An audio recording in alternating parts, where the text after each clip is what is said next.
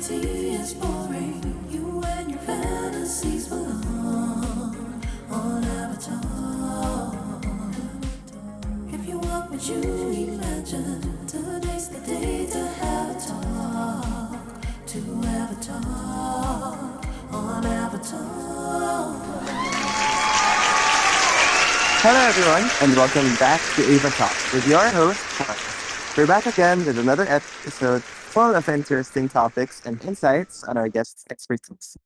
Today, I'm excited to welcome Praetor, also known as Praetor DCL, a passionate builder in the Decentraland Metaverse space, with a focus on immersive experience, community moments, and creative collaboration. Praetor brings people into digital worlds in ways that feel alive. We'll be talking about where the passion comes from, what those roads look like, and feel like is helping shape what comes next in this more virtual frontier. So, how are you doing so far, Prayer? I hope you're doing well.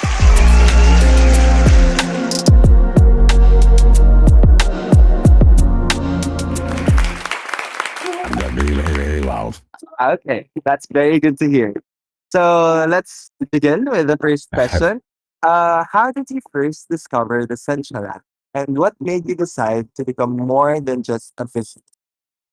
Yeah, so I recently, I got a MetaQuest as a gift earlier this year, and I heard about this in the land a couple of years ago, and there was a big boom, and the MetaQuest I didn't have high hopes for, but I got it. It really changed my perspective because virtual reality is made advanced than what a general I think person thinks of. So I really liked it. I was talking to my friends about it. I said, hey, I think this is the future. I feel like, we will connect in the future with VR with all our friends around the world. Because I have friends in every continent. And I felt like MetaQuest does a good job connecting us. And, I remember listening to Ryan a couple of years ago. And, I work in finance. So I really lesser as well. I thought, hey, I like this idea. Feel like I want to invest in this. And then I remember when we said, I remember talking with the central line agent, by the way, they really gagged way. I thought this time wasn't serious a few years ago. I was making fun of it, virtual landing, or didn't make sense to me. And if you told me even last year that, hey, you'll be a character called Praetor in the central line, you'll own some land, because I did not think that was actually going to happen. So I started doing some research, I expanded our horizon and digging into this. I was like, what is this central land? Because, delving into this Bitcoin hitting $100,000 was there. It was a big awakening for many people, right? It's sometimes important to know when you're wrong. I was like, Bitcoin was also a joke to me and it is $100,000, so I'm wrong here. What's the next thing that could take off? And that's when I Yeah. remember virtual land. I thought, okay, this sounds really ridiculous now. Like, virtual land sounds ridiculous for the average person. So, So I would you said, say why that am I it's more of looking? a vision? Like, would you say that It's a it's mission, something yes. that, of course, at first, it's not something that you can already see, and you just saw something in the Central Land and got really interested in it and pursued it, and here you are now. I guess that's how this whole process went about. Am I Exactly. I correct? wanted to Yeah. invest in land. That's exactly what I wanted to do. We're part of the central land as a community. I wanted to buy land and just hold on to it, as many people do. But then one day I came into the world, and I met people, and I've been there since then. hmm It's really great to hear. So, like, yeah, not everything that everyone does is already ready and in place. It's something that you have to work on and prove and put in the effort to actually reap the rewards of what you're doing now. So, moving on, what kind of spaces or experiences do you enjoy And creating the most? Social hangouts, art installations, interactive scenes. I like social micros. I found the virtual partying to be very interactive, and it didn't make sense to me before, but now I love going to a party. There's the on Monday and the Thursday at Rage. I find the music is good, so social hangouts for me. Yeah, obviously, like I do love to party as well, and having parties in a virtual world is something that you could I don't know, take it to the next level because in a virtual world, the sky is the limit, essentially, right?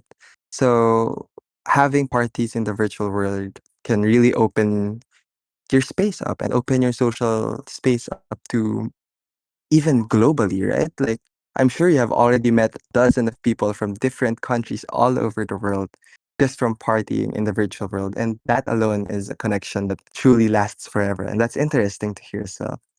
So, among your events or designs in Decentraland, is there one that you consider your favorite or that stands out as especially meaningful to you? Yeah, I would say during the art week, there was this installation where there's a crystal fish, a giant fish floating around in a crystal. And that really caught my attention. Spent a significant amount of my time there, and I'm sure that that particular installation to a lot of my real life friends, and they were fascinated by it. So can you tell me more about the giant fish and can you elaborate on what it means and what it signifies throughout your build? And of course, you said that it took you a long time to build. So is there anything in particular that you found Also, hard to do I during that process? so I did not know that. So, I think I misunderstood the question. I didn't know that it was the installation by some great artist, which I really admired. The only thing I did build in Decentraland is the theater. It's called the Praetorian Art Theater. I used the creators up for that. Again, I'm not a coder.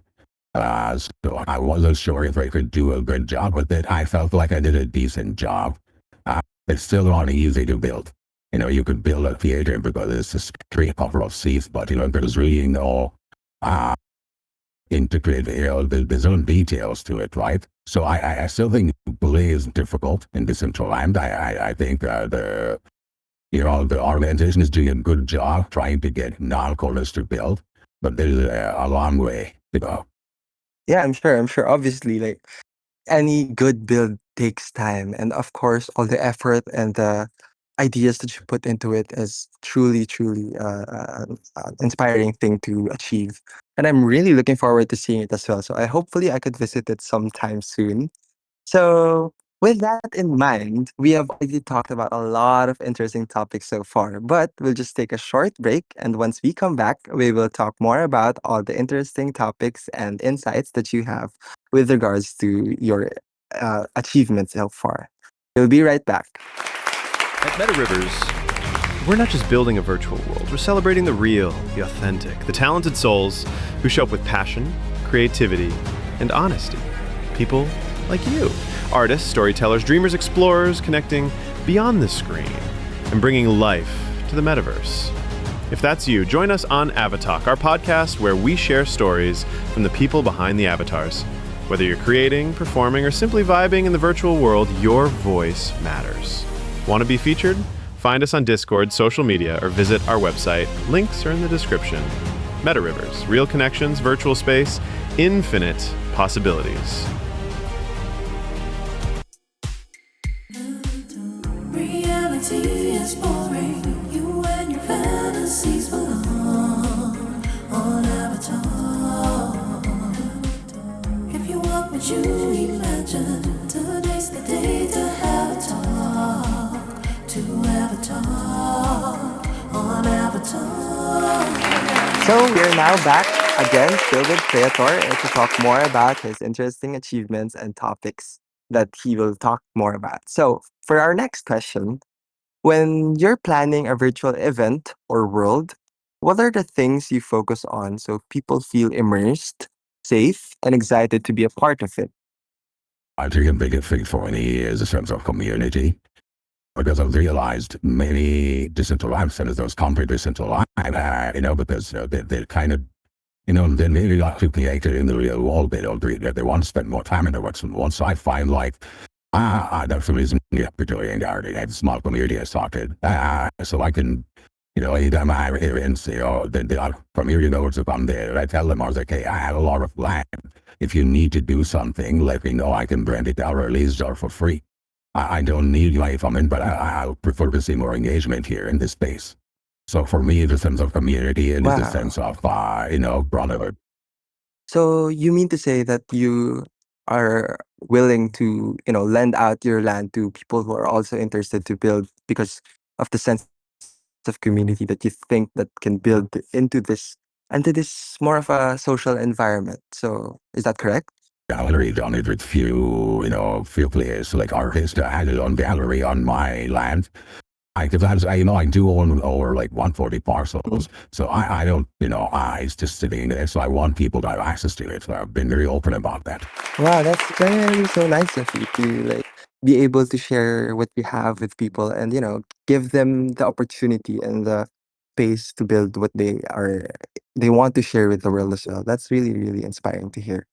So for the next question, of course, we've already talked about your interesting builds and what you've already talked about in the past. So, what are some of the biggest challenges you've faced in creating this in Decentraland? Maybe tools, maybe the audience, or logistics wise. And what have you learned from them so far? The biggest logistical problem we're facing now, according to me, because see, I don't come from a tech space who give the basic requirements to access decentralized. It doesn't really, it's a big barrier for majority of the population in the world because, the basic requirements are pretty high, but I understand why they're high. So, it's definitely a big barrier. I think that is what it is. And it's also the governance. There is a lot more drama than we need in this central line for the amount of users we have. The foundation, there's just too many people trying to make changes, which, frankly speaking, I don't think we need that many people running this place. It needs to be a lot more leaner and focus on the community. But yeah, I find that really clear. Hmm. So, to confirm, you've mentioned having logistical issues with regards to catering multiple people at the same time. Is that correct? Yes, there are some logistical issues with the accessing the central line. Point is, majority of the people in the world, I don't think they have enough capacity to, even access the central line. So that would be the logistical, and I Yeah. have Yeah. governance issues, but I think there are too many people involved in the governance. Yeah, I see. Obviously, you would want to cater as much people as you want to, share this world that you've created with them and have them experience the world that you've created. And that is truly a struggle. If the logistical issue Yeah, itself is having not enough space for them to be catering, that definitely does suck. So I get and I understand that issue. With that in mind, for our closing question, Peter, if you could put on any dream project, no limits on resources that we previously mentioned, or tech, what would your ideal Decentraland yeah. experience look like? Virtual reality all the way. I think we need to be working towards adaptation to VR because I believe, Decentraland is a community-based platform. So once we have access to it in VR and the next 5 to 10 years, VR technology is growing and it's getting needs some adaptation. So I would say VR. Yeah, obviously. So it's something that this we hopefully someday soon we will be able to achieve that. 'Cause of course, having a sense of community in the virtual world is truly something that is something that we aspire to. Of course, I myself am from the Philippines and I currently am talking to for sure, across the globe. And having that opportunity on the Cesar is a truly, truly great opportunity to have. And looking forward to hearing more from you, seeing more from you. So, with that in mind, Peter, please do let us know where we could find you, where we could reach you, or where we could, see your virtual worlds and explore them.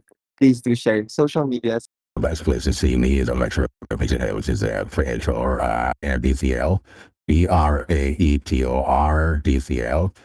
Please follow me there. And, this is, that's very close because of my activities in the central land. Okay, we look forward to seeing more from you, Peter, in the future. Thank you so much for sharing your time with us, your And thanks, insights, and everything else Talk. that you yeah, it's been truly fun, and hopefully I get to see you again soon in the future, and hopefully we get to talk more about everything else that you plan on doing in the future. So that will be all from me, Fons, and from Creator, and this has been very very fun. And this is Ava.